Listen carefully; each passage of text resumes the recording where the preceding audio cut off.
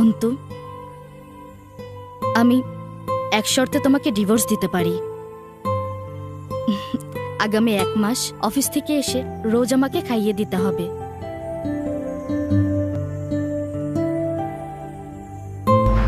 ওকে।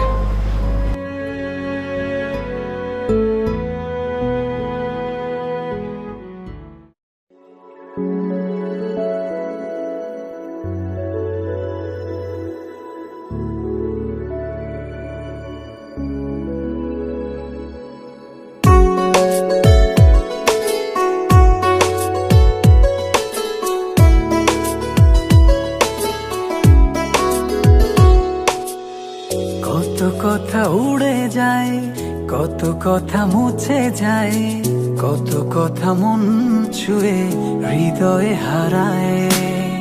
কিছু কথা